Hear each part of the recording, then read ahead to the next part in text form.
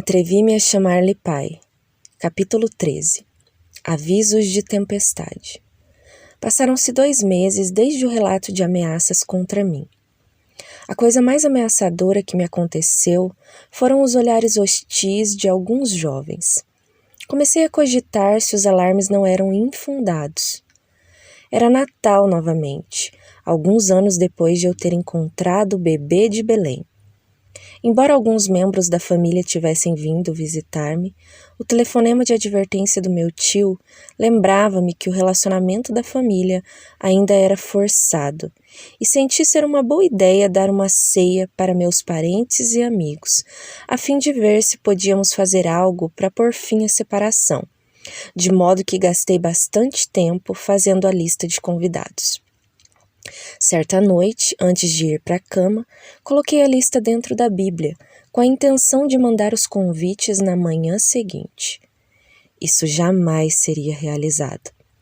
Ao abrir a Bíblia na manhã seguinte, a fim de tirar a lista, meus olhos caíram numa passagem que dizia: "Quando deres um jantar ou uma ceia, não convides os teus amigos, nem teus irmãos, nem teus parentes, nem vizinhos ricos, para não suceder que eles, por sua vez, te convidem e sejas recompensado.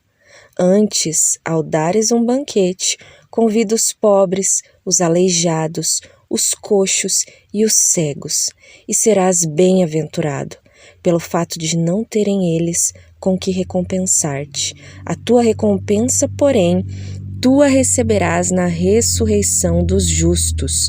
Lucas 14, 12, 14.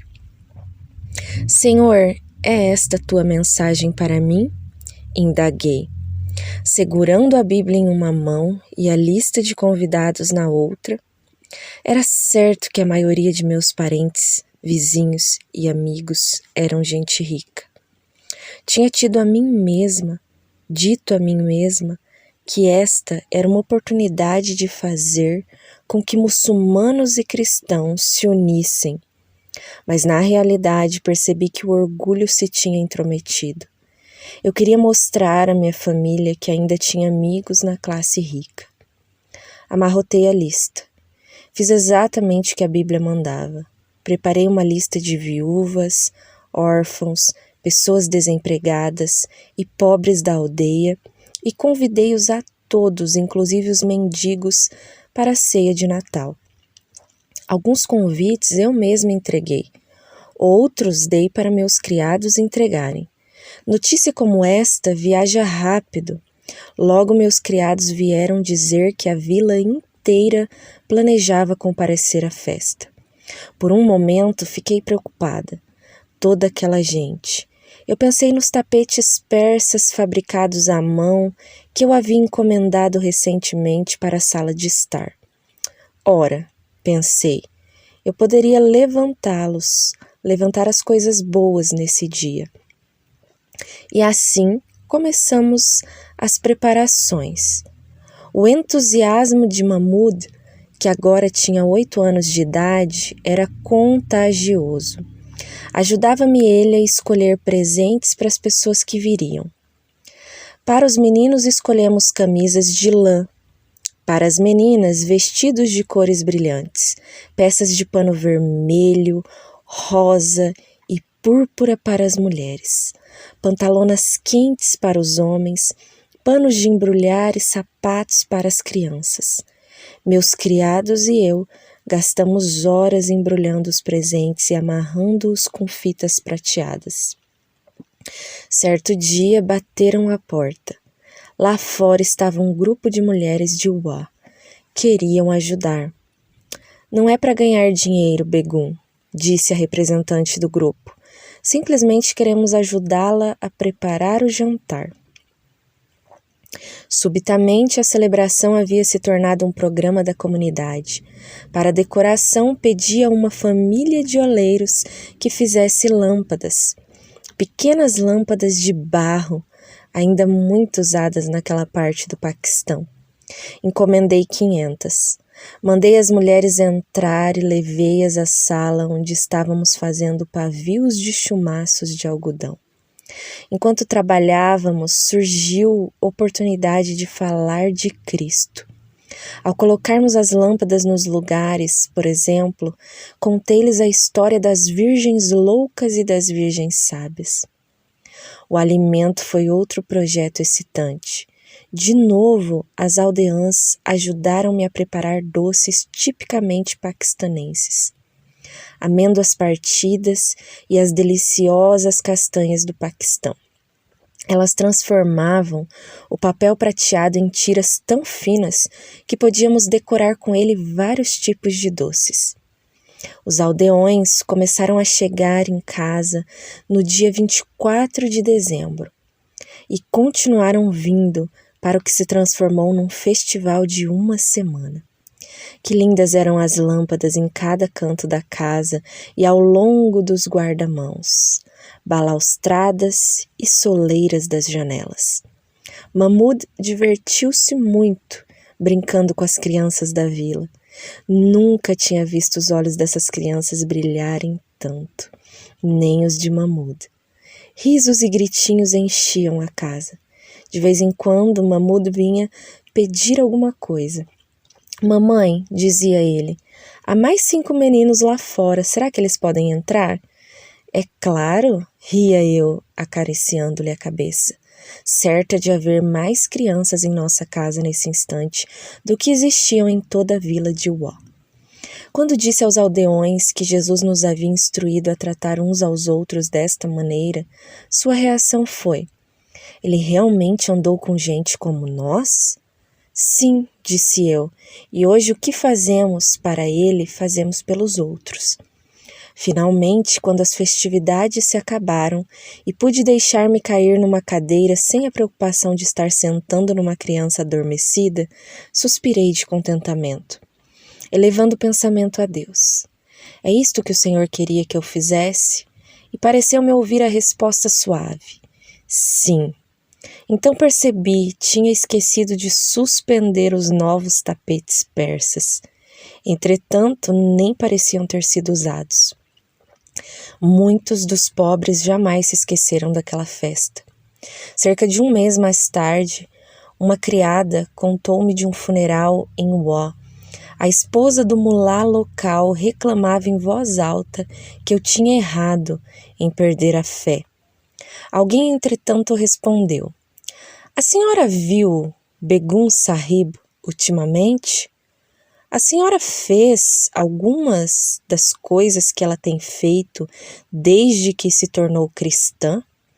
Se deseja aprender alguma coisa a respeito de Deus, por que não vai visitá-la? Mas havia outro lado para a experiência também. Descobri que existiam forças em Uá que não viam a festa com bons olhos.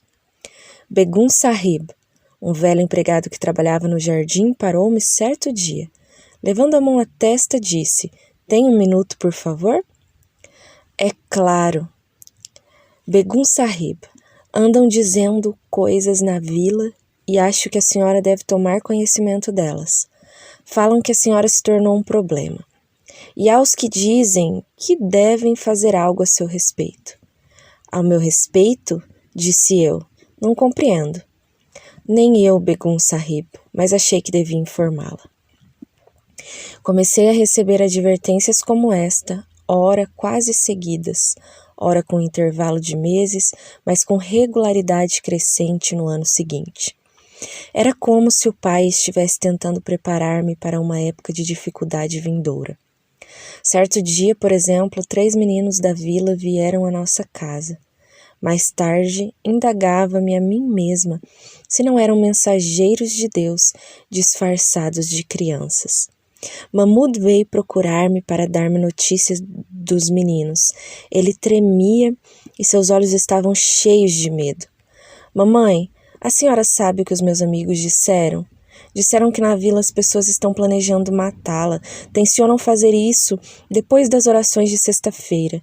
Ele começou a soluçar. Se a senhora morrer, eu também morrerei. Que devia fazer? Peguei Mahmud nos braços, acariciei-lhe o cabelo negro e despenteado, tentando confortá-lo. Minha querida criança, disse eu, vou contar-lhe uma história. E contei-lhe de novo a história do primeiro sermão de Jesus em Nazaré, onde a multidão ficou tão furiosa que decidiu matá-lo a pedradas. Mahmud, disse eu, Jesus passou por meio deles.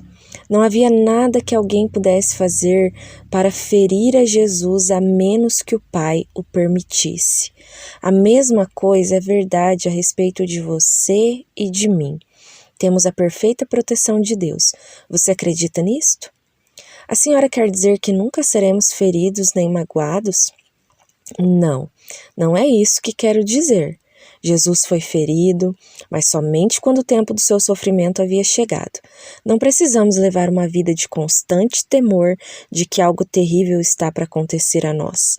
Nada poderá acontecer até que chegue a nossa hora. E talvez essa hora nunca venha. Simplesmente teremos de esperar para ver. Mas nesse interim podemos viver confiadamente. Você compreende? Mahmud olhou para mim e seus olhos castanhos escuros suavizaram-se.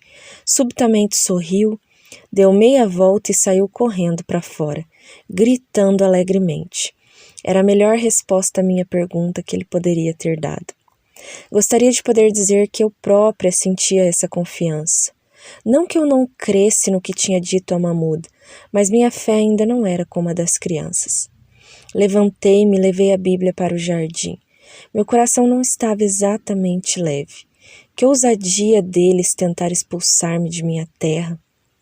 O clima outonal era seco e revigorante, e andando lentamente ao longo do caminho encascalhado, podia ouvir ruídos de peixes pulando no pequeno riacho e chamados de pássaros ao longe. Crisântemos e outras flores, resquícios do verão, reanimavam o caminho. Sorvi o ar agradável e leve. Essa era minha terra, meu povo, meu país. Minha família o havia servido bem por 700 anos. Este era o meu lar, e eu não podia deixá-lo e não o deixaria. Entretanto, acontecimentos totalmente fora de meu controle estavam sendo preparados, acontecimentos que não prometiam bons resultados à minha determinação teimosa de permanecer em meu lar. Em dezembro de 1970, 4 anos depois de minha conversão, houve eleições no Paquistão e parecia que o Partido do Povo levaria melhor. Isso não era exatamente boas novas para mim. Nenhum de meus amigos influentes pertencia a esse partido. Islamismo é a nossa fé, democracia é nossa política, socialismo nossa economia.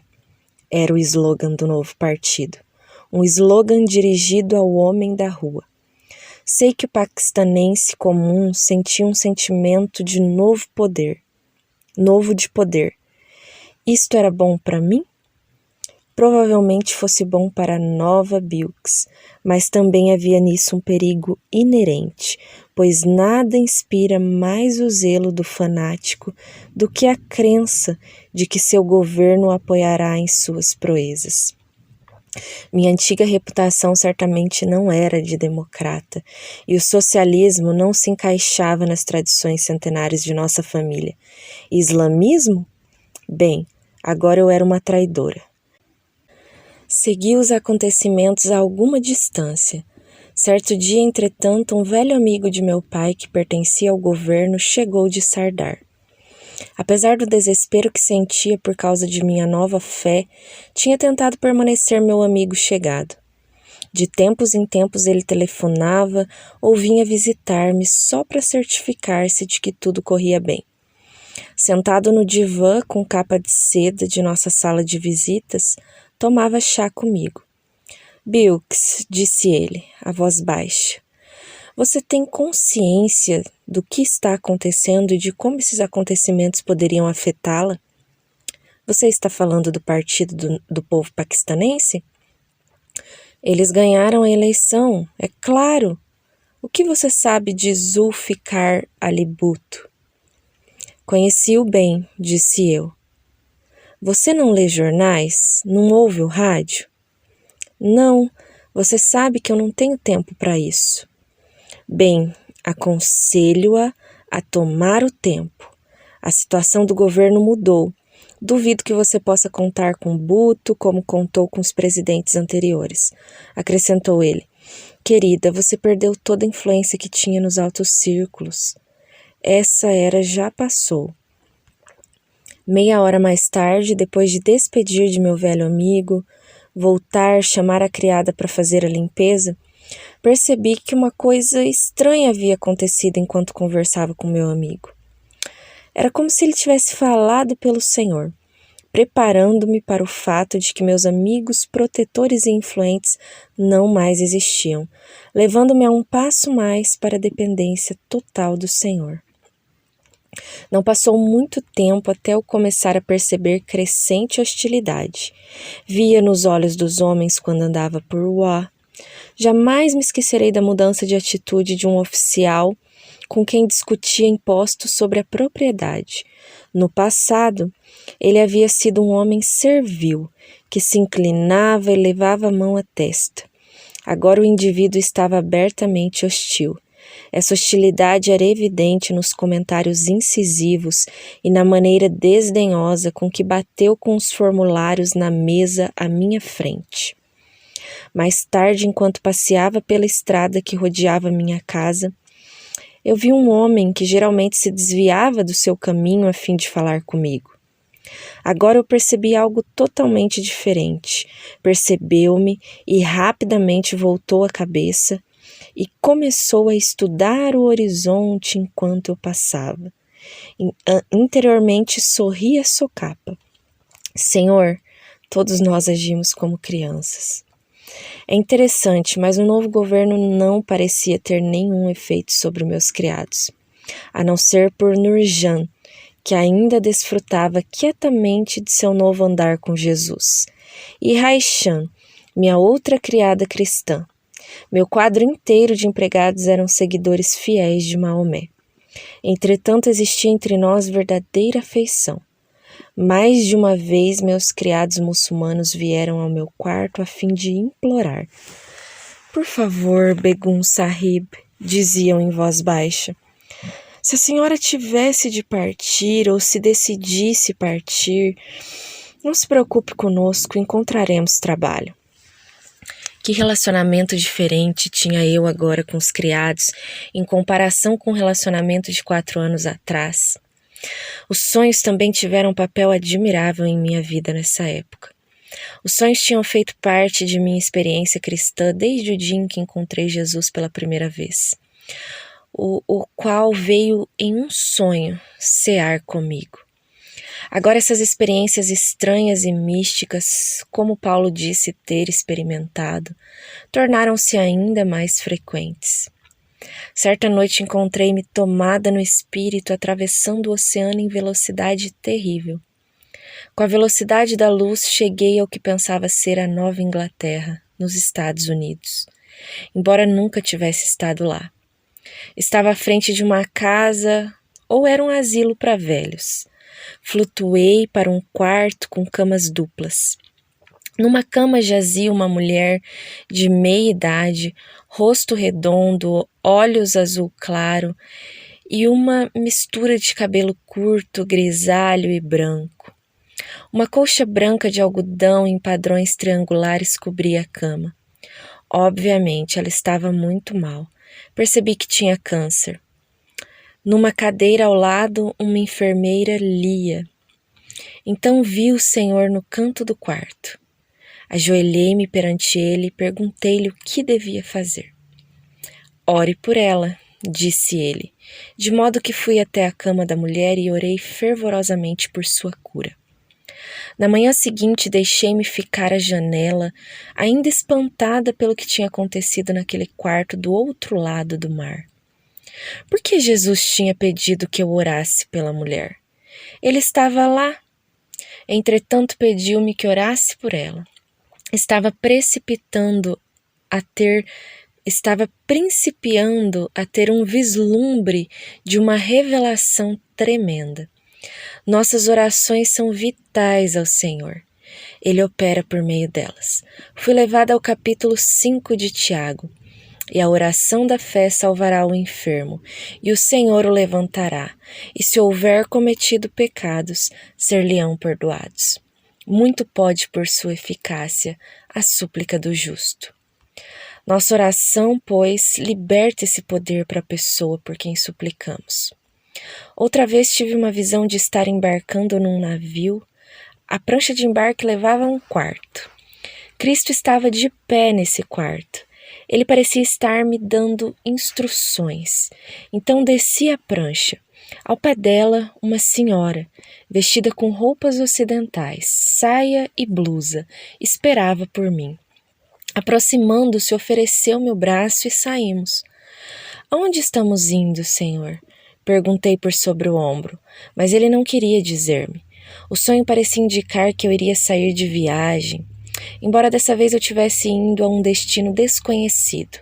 Ainda assim, Jesus estaria protegendo a viagem. O sonho deixou-me em um estado de preparação, de modo que não fiquei espantada com as notícias trazidas por um velho amigo. Em março de 1971, alguns meses depois de Bhutto ter tomado o poder, recebi uma visita de Ayub, um amigo que trabalhava para o governo. Ele tinha sido íntimo de nossa família por anos. De fato, quando meu marido era ministro, houve uma época em que o Paquistão esteve em declínio econômico com um sério desequilíbrio de importação. Ayub e eu tínhamos ajudado a inaugurar um programa que veio a ser chamado Plano do Viver Simples. A ideia básica era encorajar as indústrias paquistanenses a produzir nossos próprios bens, diminuindo a necessidade de importação. Fomos por todo o país estimulando pequenas fábricas e tentando dar início a pequenas indústrias. Encorajamos as tecelagens locais e a produção de tecido. Nós mesmos tínhamos voluntariamente entrado num programa de austeridade, usando vestimentas tecidas em casa. Tudo correu bem, pois o plano do Viver Simples foi um grande sucesso. À medida que as fábricas locais progrediam, a condição econômica do Paquistão melhorava. Desde então, Ayub visitava-me ocasionalmente a fim de discutir política e a situação mundial. Ele sabia das posses de nossa família, pois tinha visitado as muitas propriedades que tínhamos por todo o Paquistão e sabia que a maior parte de nossa renda provinha de empreendimentos imobiliários. Bilks, disse ele em tom de desculpa, tenho conversado com amigos e... o assunto de sua situação financeira foi trazido à baila. Você já pensou em vender um pouco de suas terras? Acho não ser seguro você ter todas as suas rendas investidas em propriedades. Bhutto está prometendo a reforma agrária. Era muita consideração de Ayub dizer-me tal coisa. E não sem risco.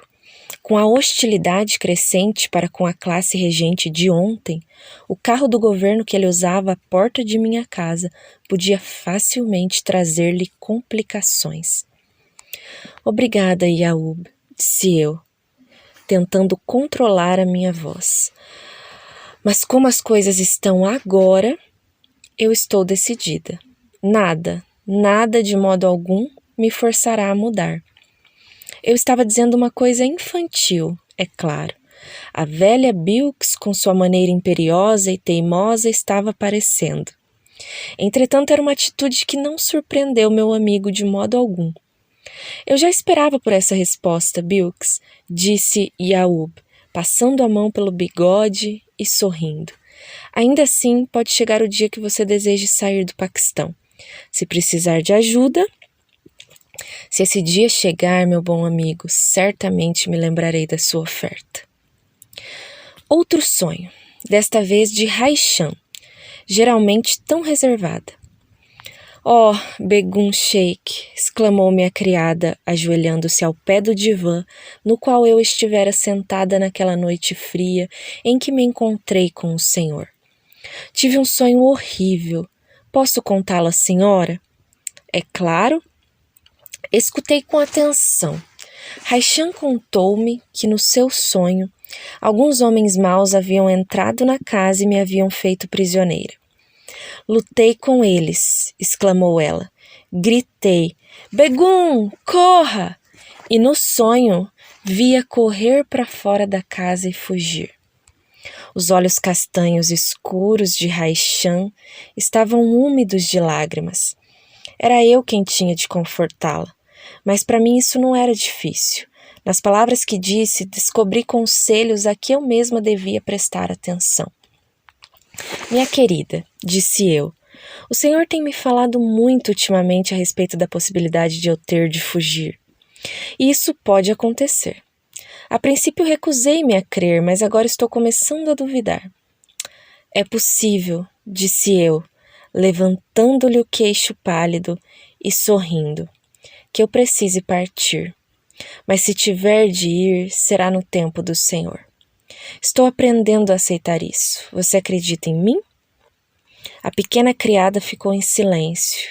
Então disse, que maneira maravilhosa de viver, Begum Sahib. Deveras, é a única maneira.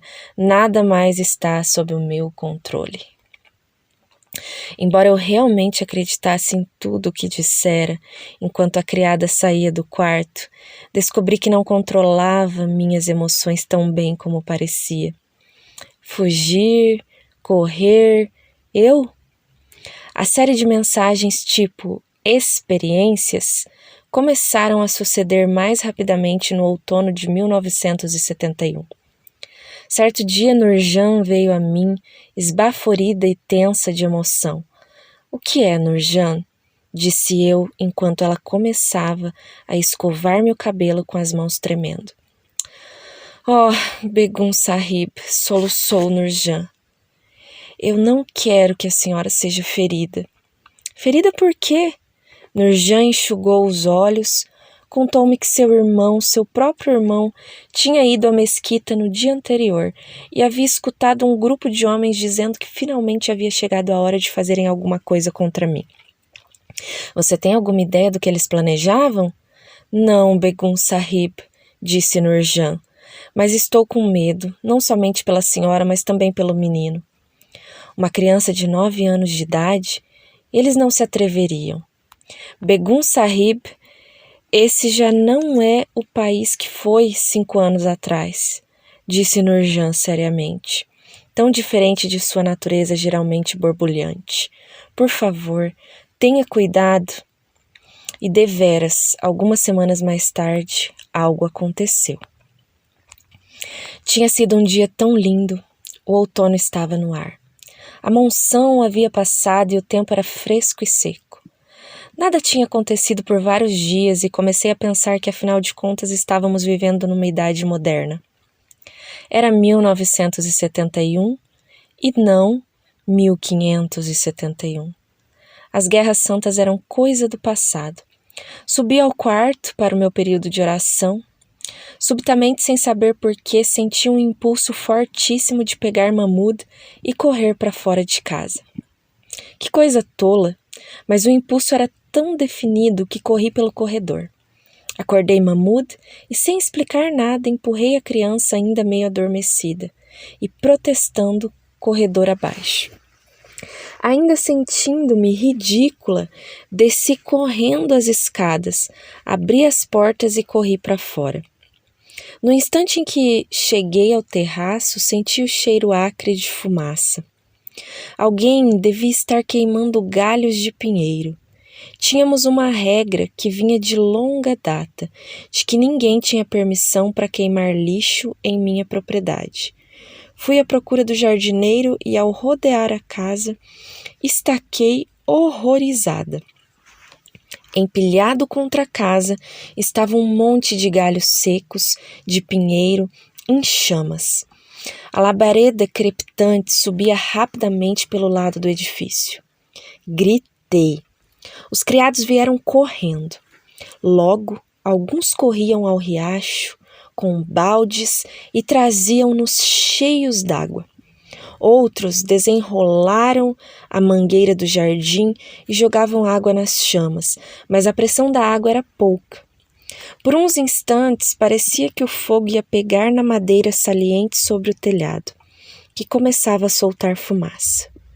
Não havia jeito de jogar água àquela altura.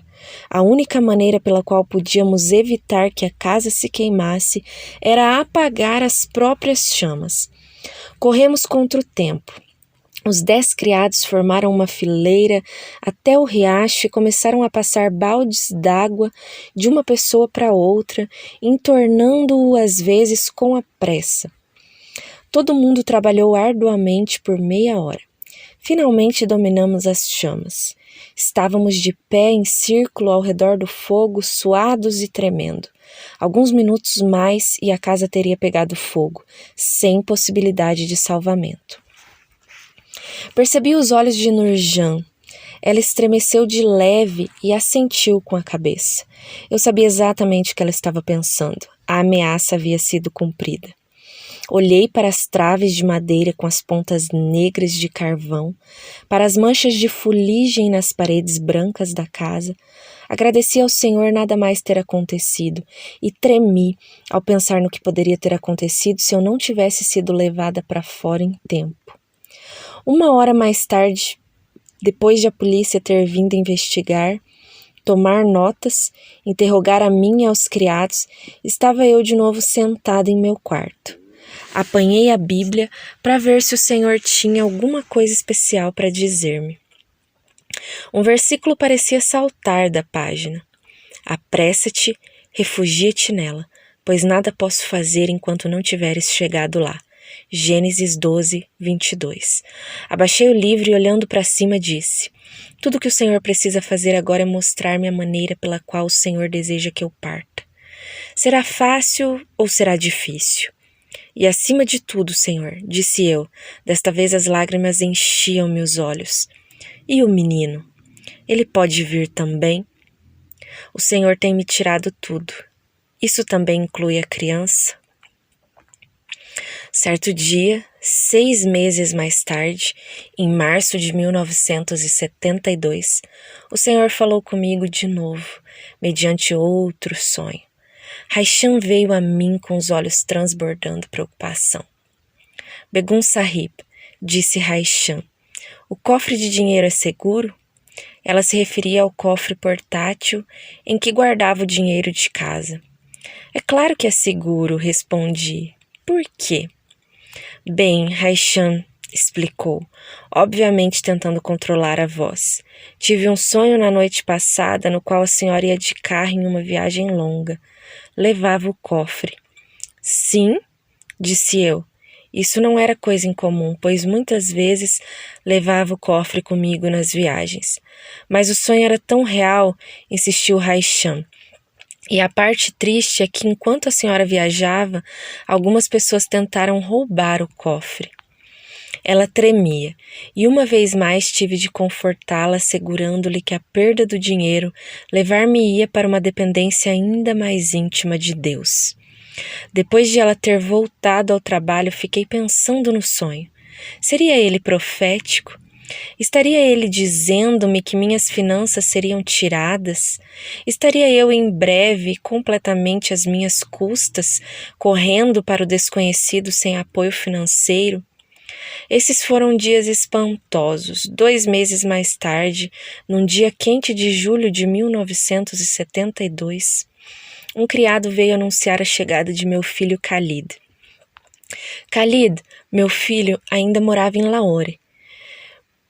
Por que fazer uma viagem especial, particularmente nesse calor intenso?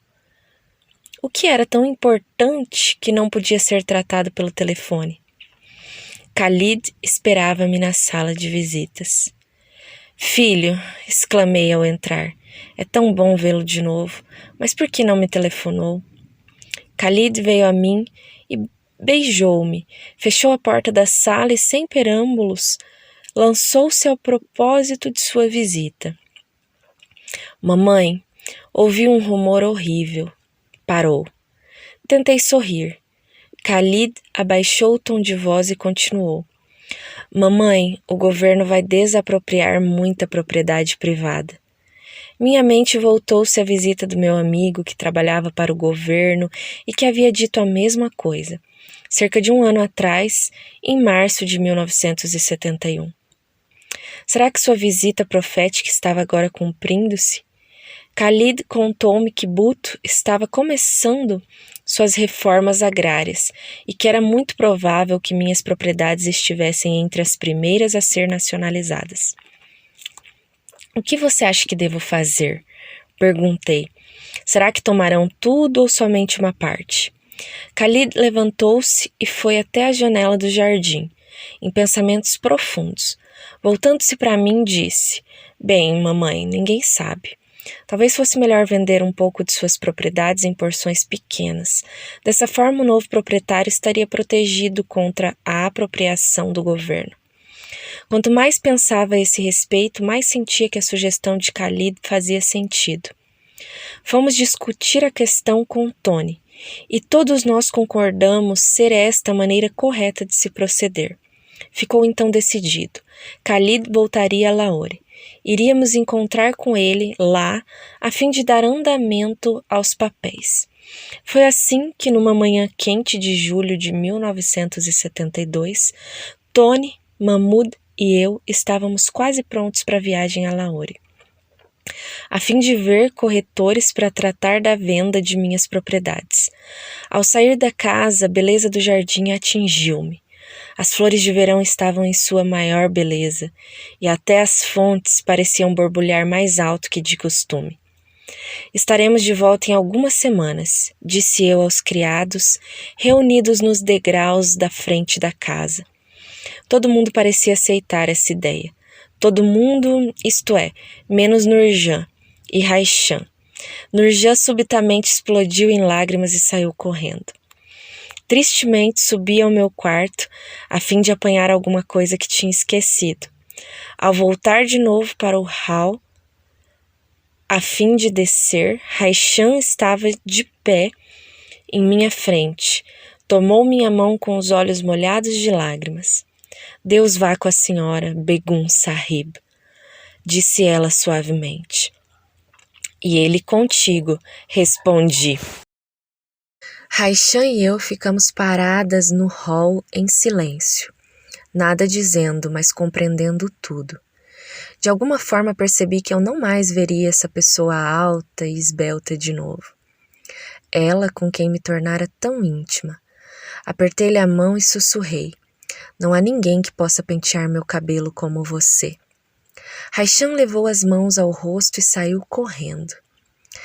Eu estava a ponto de fechar a porta do quarto quando algo me deteve. Entrei de novo no quarto e fiquei parada em pé.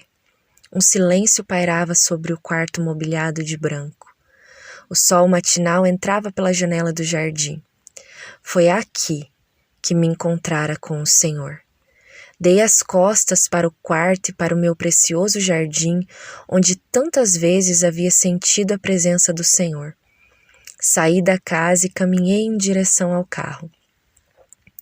Existiam pessoas em Lahore a quem ficaria extremamente feliz em rever. Primeiro, é claro, Khalid, sua esposa e a filha adolescente. Também havia a possibilidade de ver o Zoud.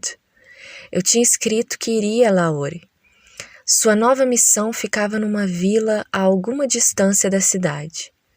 Mas esperava ver esses velhos e queridos amigos. Lahore, como de costume, em julho, estava terrivelmente quente. Das ruas subia o vapor da chuva da última monção. Ao passarmos pelas ruas movimentadas no centro da cidade, um alto-falante num minarete acima de nós irradiava a voz metálica da oração do meio-dia de um muezim. O trânsito subitamente diminuiu, enquanto os carros e caminhões procuravam estacionamento. Os motoristas desciam para a calçada, estendiam seus tapetes de oração e começavam a se prostrar.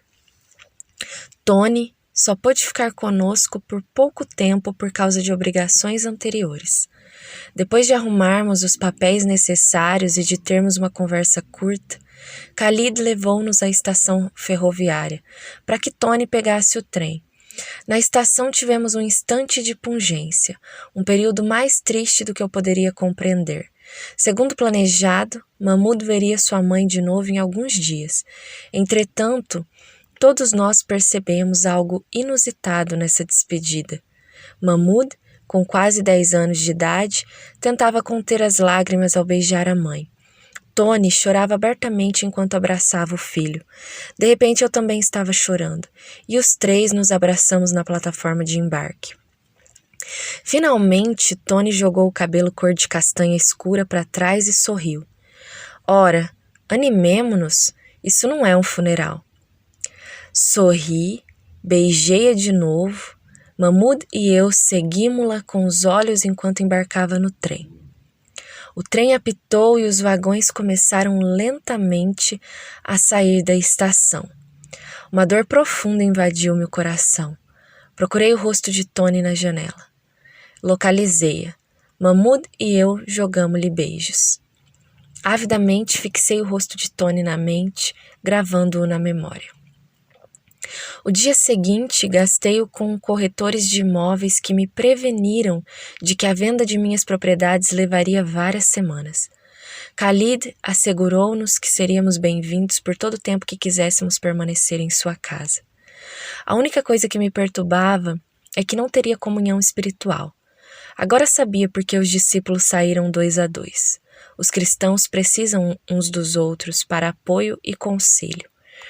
Telefonei para o Zold. Que bom foi ouvir de novo a voz de Mary. Rimos, choramos e oramos no telefone. Embora tivessem um programa muito ocupado que os impedia de vir a Lahore, é claro que podiam colocar-me em contato com cristãos na cidade. Mary mencionou especialmente a esposa de um professor universitário, Peg. Estranho, porque meu coração bateu mais rápido ao som desse nome. Dentro de minutos, Peg e eu estávamos conversando no telefone. Dentro de horas, ela estava na sala de visitas de Khalid. Ao ver-me, seu rosto transformou-se em sorriso. Diga-me, Begum Sheikh, disse ela, é verdade que você encontrou Jesus pela primeira vez em um sonho? Como é que veio a conhecer o Senhor? Ali na sala de visitas, contei a Peg minha história toda, justamente como tinha começado 6 anos atrás. Peg ouviu com toda atenção. Ao terminar, ela pegou minha mão e disse a coisa mais espantosa. Gostaria que você fosse aos Estados Unidos comigo. Olhei para ela, estonteada, mas de novo meu coração disparava. Estou falando sério, disse Peg. Parto em breve a fim de colocar meu filho na escola. Ficarei nos Estados Unidos por 4 meses. Você poderia viajar comigo e falar às nossas igrejas lá. Ela estava tão entusiasmada que eu não quis arrefecer-lhe o ânimo. Bem, disse eu sorrindo, agradeço muito seu convite, mas deixe-me orar a esse respeito. Na manhã seguinte, uma criada entregou-me um bilhete. Li-o e dei uma risada. Era de Peg. Dizia, você já orou? Sorri, amassei o bilhete e não fiz nada. Era um absurdo até mesmo pensar a respeito disso, a menos que...